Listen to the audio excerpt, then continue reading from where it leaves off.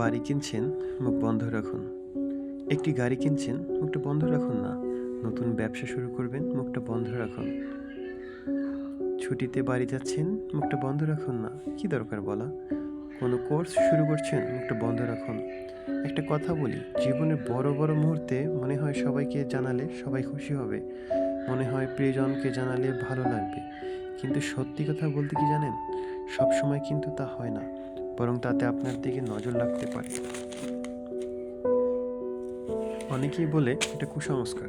আসলে বাস্তব জিনিস হলো, যত বেশি স্বপ্ন শেয়ার করবেন, বেশি সুখ শেয়ার করবেন, তত বেশি হিংসা, ঈর্ষা আর বদনজর আপনার দিকে পড়বে।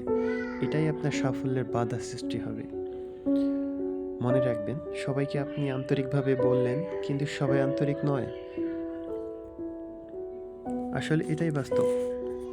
আপনি যখন ক্ষতির মুখে পড়বেন, তখন বুঝতে পারবেন আসলে যারা ক্ষতির মুখে অলরেডি পড়ে গেছে তারাই আসলে এটা বুঝতে পারতেছে আসলে নজর কত বড় একটি আপনার জন্য খারাপ হবে, সাফল্যের বাধা সৃষ্টি হয়ে দাঁড়াবে।